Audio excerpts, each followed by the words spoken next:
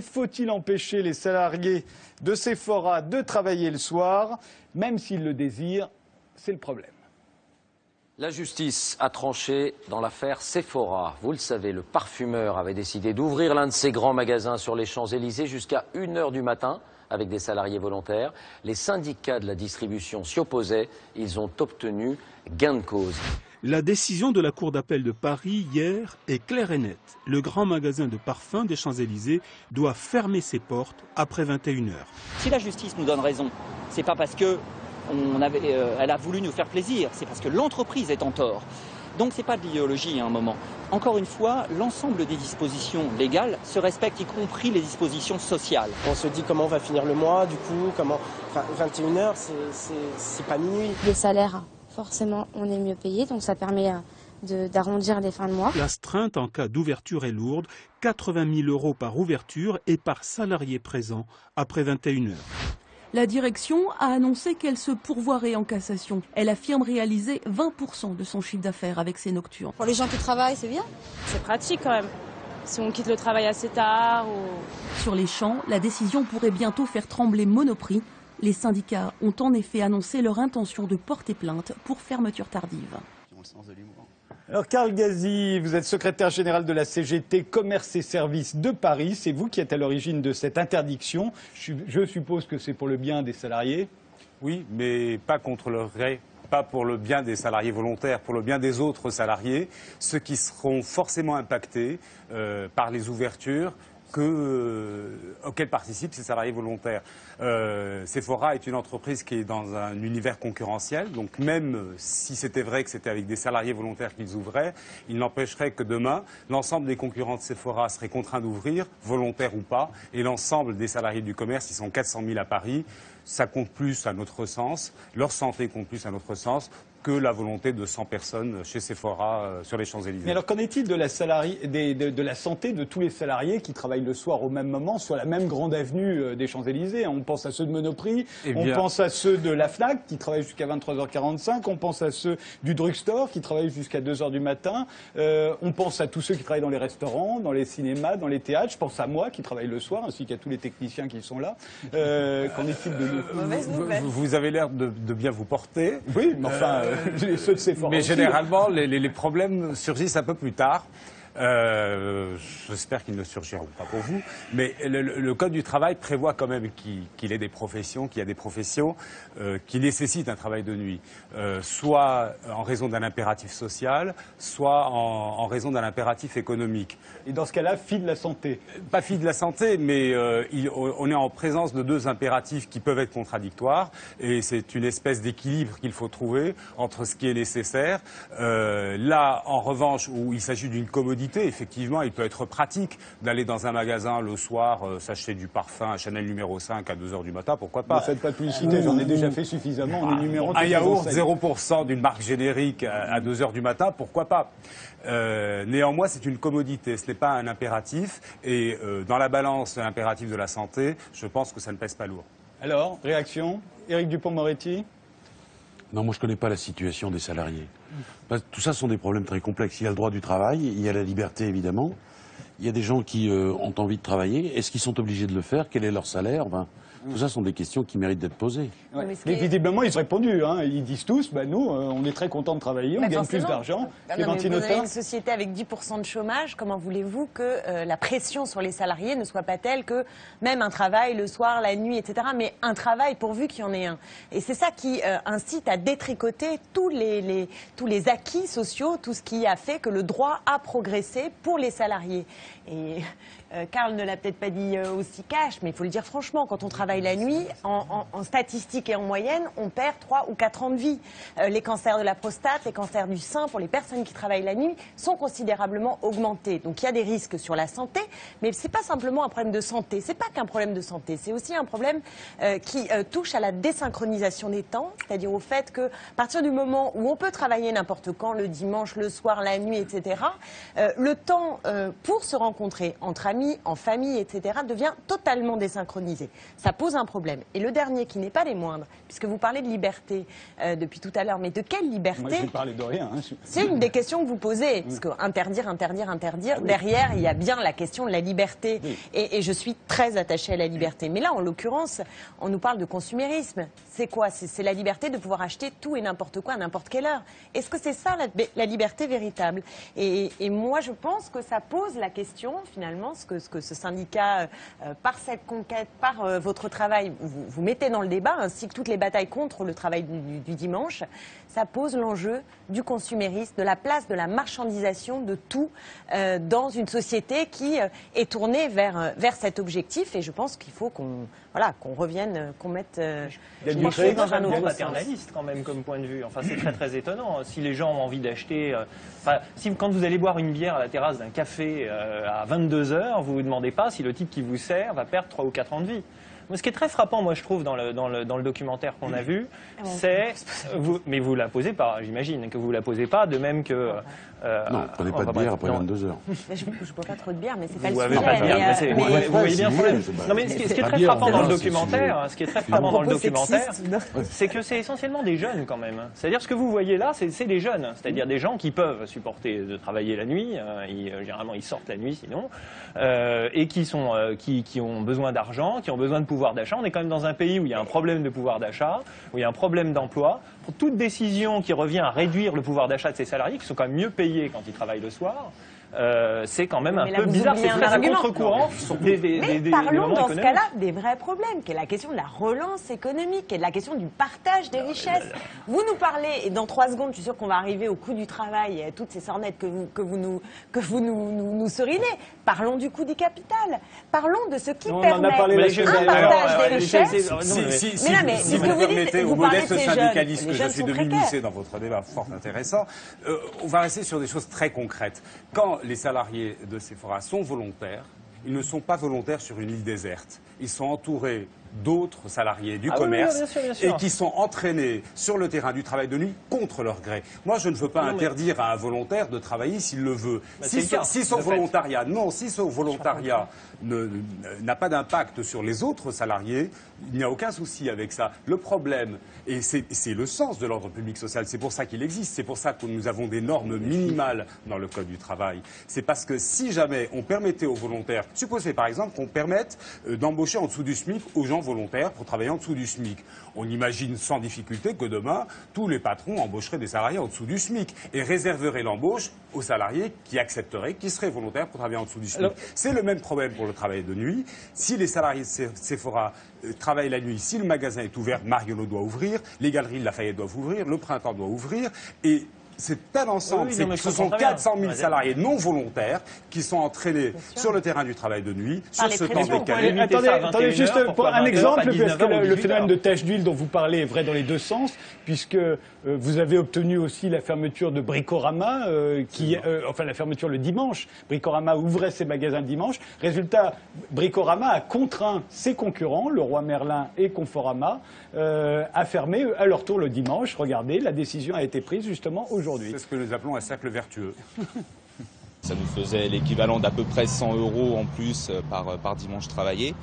Donc choqué à première vue, choqué. Franchement, je suis dégoûté de cette décision parce qu'on ne comprend pas pourquoi arriver là, on veut travailler, on est volontaire à travailler, on n'a jamais été forcé à travailler. Je vais quand même perdre 300 € tous les mois sur mon salaire, donc on diminue mon salaire, par contre moi mes charges elles ne diminuent pas. Merci les syndicats, merci d'aider les salariés quoi. Moi je pense qu'il faut quand même qu'ils changent de métier ces gens-là parce que je pense qu'ils n'ont pas tout compris. Émilie et ses collègues veulent continuer la lutte. Contacté par téléphone, Leroy Merlin, l'autre enseigne visée par le verdict du tribunal, annonce qu'il se réserve le droit de faire appel de cette décision. Alors, en l'occurrence, là, c'est pas les syndicats, c'est le concurrent.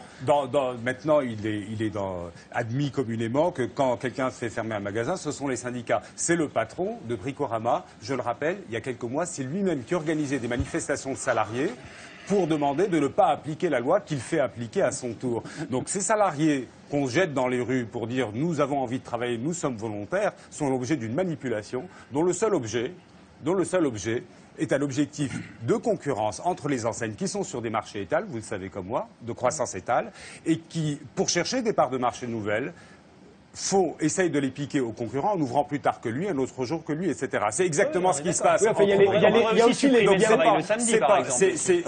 c'est ni l'intérêt des salariés qui prime, ce n'est pas l'intérêt du consommateur non plus. Pourquoi? Parce que le consommateur, chez Sephora aujourd'hui, il va être beaucoup mieux servi qu'hier, puisque les équipes, au lieu d'être étalées jusqu'à 2 heures du matin, vont être resserrées sur un horaire plus court et pouvoir servir les clients dans de bien meilleures conditions.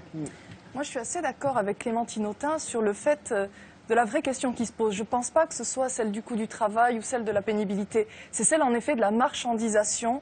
Et il y a quelque chose qui regimbe en nous, quelque chose qui résiste au fait de nous définir comme uniquement des producteurs de richesse ou des consommateurs de richesse. Ce n'est plus le phénomène religieux, mais aujourd'hui, toujours le dimanche ou le soir, il y a quand même quelque chose de sacré. Sauf que je ne suis pas sûre que ce soit une véritable conquête. Parce que aujourd'hui, en effet, le droit du travail doit s'appliquer, je suis d'accord, mais à une société contemporaine qui accepte le particularisme, en tout cas, du lieu. En l'occurrence, les Champs-Élysées, c'est-à-dire un lieu touristique où la clientèle vient le soir, vient la nuit, 20% du chiffre d'affaires est là. Il dépend de ce chiffre d'affaires de pouvoir engager, de pouvoir payer des salariés. Si l'on ferme, dès lors, en effet, cela pose un problème. Est-ce que je serais pour interdire les sex shops en général? Non. Est-ce que je les interdirais près d'une école? Oui. De la même manière, est-ce que je suis pour légaliser le travail le soir et le dimanche? Bien sûr que non. Néanmoins, dans un lieu culturel, touristique, où les gens s'attendent à cela le soir, je l'autoriserai dans la mesure où, bien sûr, les syndicats et les travailleurs font leur travail, les travailleurs sont pour. Thomas Leclerc, c'est juste là-dessus, c'est très intéressant, puisque c'est un peu la démarche qui avait été de Balladur en 93 avec la loi quinquennale, qui avait autorisé les premières exceptions justement dans les zones touristiques. Et cette démarche, c'est un puits sans fond. Pourquoi? Parce que dès que vous créez une exception à la limite, aux limites de cette exception, il y a toujours le commerçant qui est dans la rue juste à côté, qui va gueuler en disant mais c'est pas normal, pourquoi la zone touristique s'arrête ici et pas là? On a entendu un ancien président de la République nous dire mais comment se fait-il que le trottoir de gauche des Champs-Élysées est fermé alors que le trottoir de droite est ouvert, ce qui était complètement faux par ailleurs. Mais dès que vous entrez, vous mettez le doigt dans l'engrenage de l'exception, on n'en finit plus. Et le problème de Bricorama aujourd'hui, c'est le problème de la gestion des exceptions. Il y a des zones autorisées à côté de zones non autorisées selon des critères plus ou moins objectifs, mais Paris tout entier est une zone touristique. C'est difficile de dire que seuls les Champs-Élysées en sont. Thomas Clair. Oui, c'est exactement ce que je pense, dans la mesure où le concept de touristique, de toute façon, est un concept hyper extensif. Maintenant, Paris est une ville qui est complètement une sorte de musée. J'ai d'ailleurs écrit un livre à ce sujet qui s'appelle le 10e arrondissement. Je vois que finalement, dans le Marais, par exemple, c'est le même problème aussi. Le dimanche, vous avez sans arrêt, vous avez une sorte d'hystérie. Finalement, c'est presque un argument esthétique aussi qu'on pourrait apporter. C'est-à-dire qu'il y a une espèce d'hystérie permanente du commerce qui fait que finalement, il n'y a plus de mélancolie dans la ville. Il n'y a plus jamais ces zones mortes, ces zones finalement qui font que Paris est une ville très agréable dans le côté justement off. Et bien justement aujourd'hui on veut tout le temps faire que la ville soit hyper vivante, et finalement ce côté hyper vivant, mais vivant comme un centre commercial avec toutes les ambiguïtés que ça peut avoir. On pourrait décider de limiter complètement la consommation de choses. On pourrait dire par exemple le samedi on va pas dans les magasins une semaine sur deux parce que c'est pas bien de consommer, alors que par contre aller le soir au cinéma ça c'est ok. Non, c'est pas les mêmes. Quels sont les critères exactement qui sont Il y en a quand même quelques-uns dans les critères. Il y a déjà un critère qui est l'avenir de la planète. C'est tout con, mais si on continue à consommer comme on consomme tout et n'importe quoi en quantité astronomique, et même quand vous parliez tout à l'heure de l'enjeu de la richesse, vous dites on produit de la richesse, mais est-ce que c'est vraiment ça la richesse? C'est pas sûr. Les gens qui travaillent en tout cas ont l'air de penser que eux, en tout cas c'est de la richesse qui arrive sur leur compte. C'est la pression sur le travail qui fait que ces gens-là, et moi je les comprends, et en particulier les jeunes, qui sont prêts à travailler dans des conditions infernales, parce que c'est ça ou rien. Et même pas le chômage pour les moins de 25 ans. Donc, moi, je comprends la tension et ce sentiment d'urgence même, de dire là, vous nous ôtez notre boulot. Mais est-ce pour autant que quand on est responsable syndical, politique, qu'on réfléchit, qu'on essaie d'être un citoyen engagé, on doit changer toutes les règles parce qu'il y a la pression, qu'est la pression du chômage de masse, des crises, etc. Mais là, et ce n'est c'est pas la pression réponse. des gens eux-mêmes, en un sens. Oui, mais ce n'est pas la réponse. Ce n'est pas la bonne réponse aux crises, parce que précisément sur une vision très paternaliste de la politique. Oui, mais mais c'est pas du tout paternaliste, c'est un choix de société. Les gens veulent travailler, vous leur dites mais non, mais les gens veulent aussi sauver la planète, mais les gens veulent aussi que la planète ne crève pas. Donc vous voyez bien qu'il y a là des désirs que vous pouvez interpréter de façon Pardon, mais il ne faut pas faire dire aux gens n'importe quoi. Chez Sephora, 57% des salariés ont voté pour les syndicats qui sont opposés au travail de nuit. Aux Galeries Lafayette, ce sont les salariés qui nous ont demandé de faire fermer les magasins de soir. Au printemps, pareil. Chez Uniqlo, pareil. Chez Apple, pareil. Ce n'est pas parce que une certaine chaîne de télévision aime bien filmer des salariés en train de pleurer que tous les salariés sont pour travailler le soir. Alors sur la création de richesse, deux mots. Il s'agit surtout de transfert d'activité. Celui qui ouvre prend de l'activité à celui qui n'ouvre pas et crée de l'emploi là où l'autre en détruit. Donc il n'y a pas à proprement parler de création de richesse, mais ce n'est pas le fond du problème. Ce que je voulais dire, c'est que dans une situation de crise comme celle-là, plus que jamais, nous avons besoin de normes minimales qui ne souffrent pas de dérogation. Parce que sinon, c'est la porte ouverte à la concurrence entre les salariés et c'est le moins-disant des salariés à l'embauche qui sera embauché. La parole aux Parisiens de service, Alain Pocard. Il y avait longtemps que je n'avais pas assisté à un meeting et je vous remercie de m'avoir invité. Non, alors d'abord pour répondre à vous, cher ami, tous les quartiers de Paris ne sont pas touristiques. Il y en a qui sont particulièrement laids. Le front de Seine et autre chose. Deuxièmement, pour vous répondre, il est de notoriété publique depuis que je suis Mouflet qu'il y a une partie des Champs-Élysées qui n'est pas commerçante. Maintenant, si vous voulez savoir mon avis sur l'ouverture de Sephora, c'est pas du tout un point de vue libéral, moi c'est esthétique toujours. Les Champs-Élysées sont devenus tellement, un endroit tellement laid et sinistre qu'une petite lumière dans la nuit, comme une crèche comme ça ne me déplairait pas. C'est André Constant-Ville qu'on n'a pas entendu. Mais écoutez, comme souvent, quand il y a opposition entre des gens qui sont de bonne foi, ça veut dire que les arguments sont valables des deux côtés. Et moi qui n'ai pas vraiment d'avis ni de compétence sur cette question-là, je suis frappé, par... Les arguments sont respectables, ceux des syndicats, ceux des salariés sont respectables aussi, ils ont de leur point de vue raison les uns et les autres. Parfois ce sont les mêmes. Deuxième observation, c'est pas la morale qui va trancher. Il n'y a pas l'opposition du bien et du mal, des gentils et des méchants. Et donc, c'est en vérité un débat politique. Vous parlez de meeting à juste titre. Ce qu'on a vu ici, c'est un conflit politique, ce qui est très bien, ce qui est très nécessaire. Mais ça veut dire qu'au fond, il n'y a pas une vérité, il n'y a pas un bien ou un mal. Il y a un débat démocratique et il faut appliquer la loi. Et c'est ce que font les tribunaux. Et si on veut changer la loi, c'est possible, mais voilà, c'est un débat politique et du coup, on peut le tenir sereinement.